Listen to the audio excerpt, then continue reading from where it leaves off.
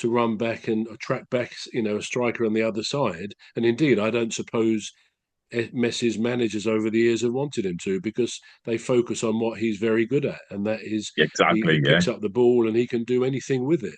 Equally, Ronaldo has got a great record of scoring some good goals. I think he wants to get the 1,000 goals, as we discussed a few weeks ago. I think Yeah. Yeah.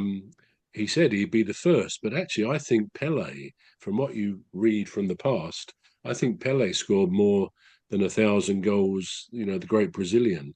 But yeah, so I think it's nonsense to say one player isn't a good footballer or doesn't understand football, because he has a different role. And indeed, we say about players being greedy, but actually, if you're a manager or a fan, you want to have one or two of those players in your team who really are greedy. And, maybe sometimes it's frustrating because they don't pass the ball, to a better placed colleague, and they shoot and miss. But actually, generally speaking, greedy footballers are good goal getters. They're good footballers. So I would never hold that against Ronaldo at all. So no, I fundamentally disagree with what Castello, whatever his name Cassano. was, said.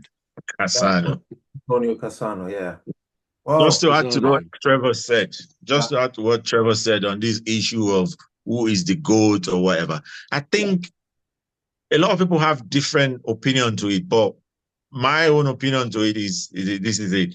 I think Messi plays with ease. It makes it look like you're eating fufu. You know how easy to eat fufu? You just dip your hand cut in your mouth. It makes it look so easy. And yeah, he's a very humble guy. While on the other side, Cristiano Ronaldo has to use all the effort and power to play, which some people is fascinated by.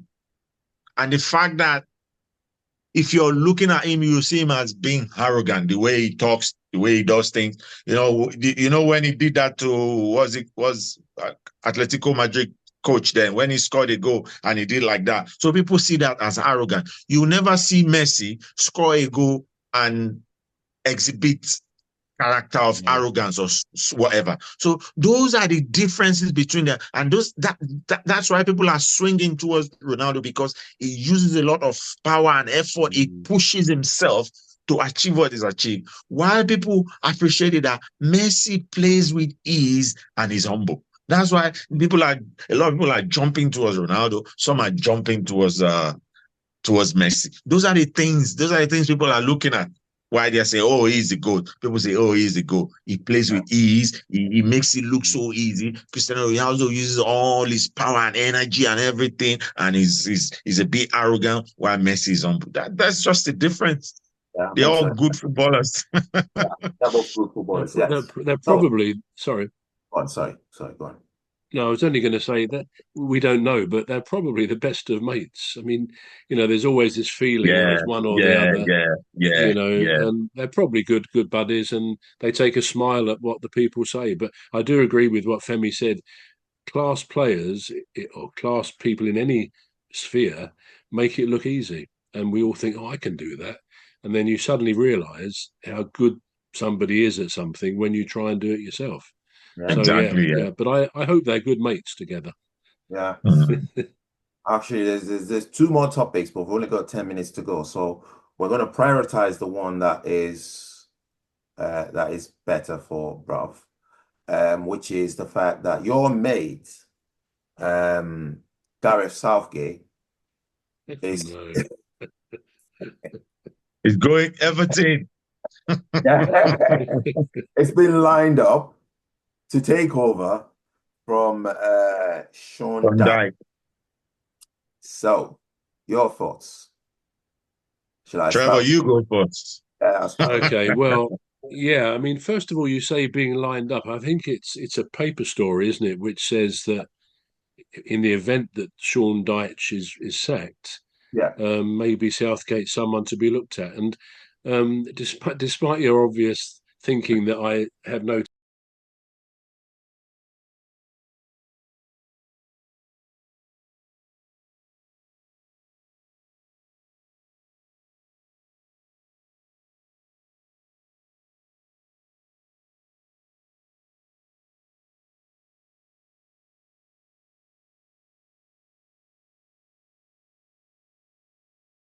someone to be looked at. And despite your obvious thinking that I have no time for Gareth Southgate, it's not that at all.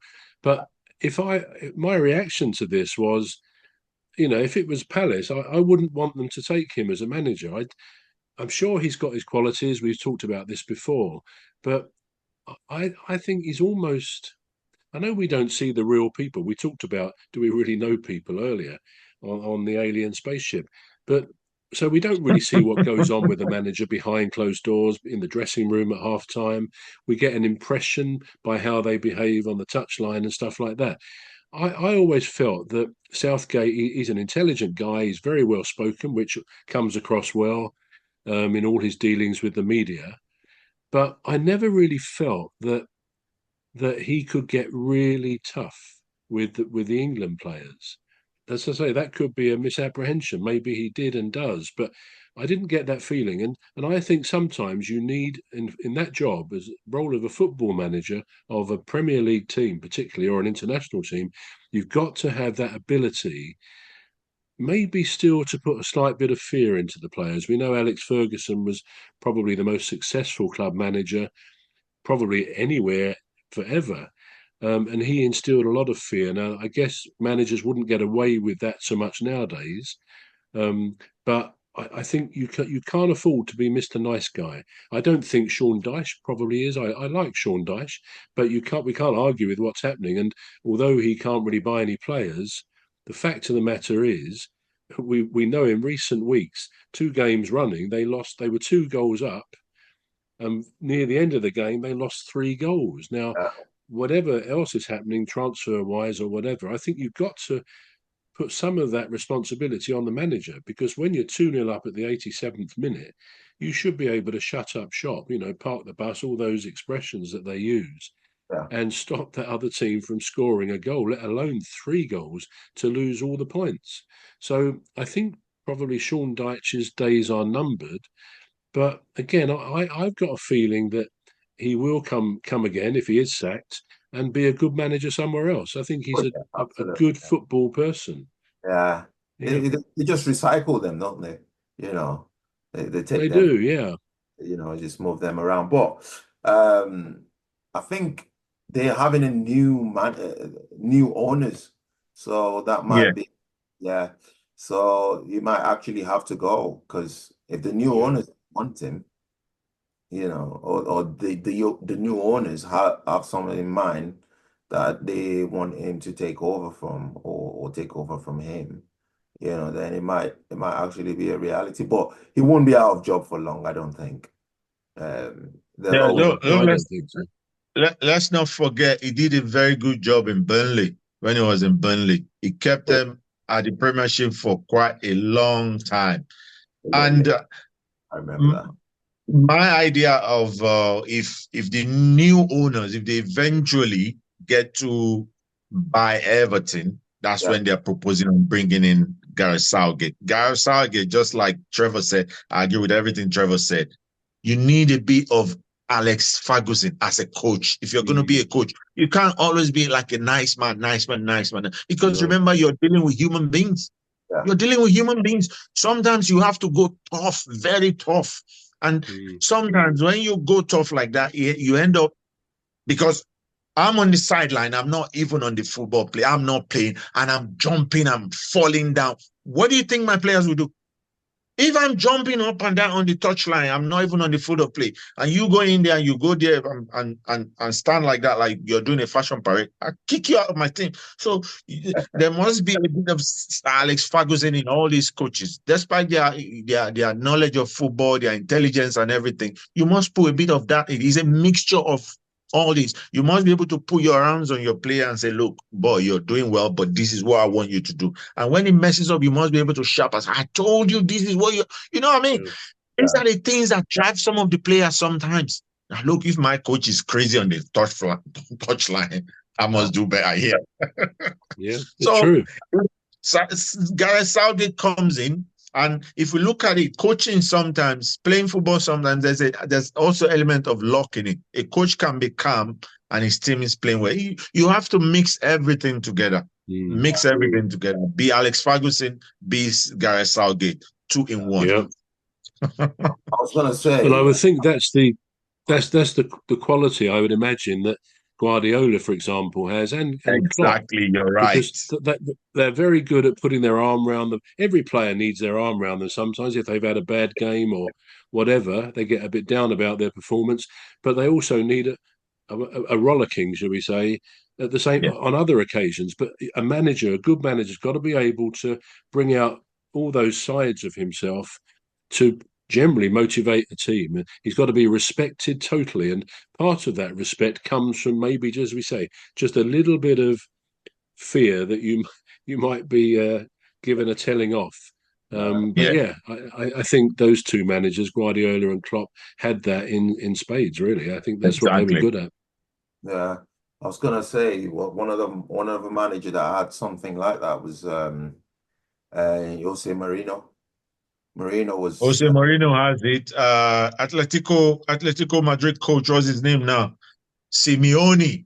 Oh, yeah, you need to see him. Then Antonio Conte, former Chelsea and now Mm, Napoli manager. They all have it. He's jumping up. mm, The adrenaline alone is gonna push that positivity from where yeah, he is. The energy is yeah, pushing it to the player on the field, and the players also they want to play and yeah. play and play and make sure they win. yeah. And Same. The Villa manager as well is another one. I can't remember his name. What is it? Aston Villa. Uh, I can't remember. Oh, Emil, I thought Emmy something, Emmy something. I thought that was Can't think of goal. his name, but hmm? Emiliano Vaquez or something. That was the goalkeeper. He'll come back to us afterwards They inevitably. come But back, yeah, they he's come got, back. I think he's got that quality. He'll run up and down the touchline and so on, get very uptight. But I think he's a quality manager, and I think we'll see Villa doing very well this year. Yeah, he did. He actually did well when he was in PSG, and he was in Yeah, that's another right. team. He was in Juve as well. He did well in those two teams. He did, and he's doing Mm, well in Aston Villa as well. He's doing really well. Yeah, he's a good one.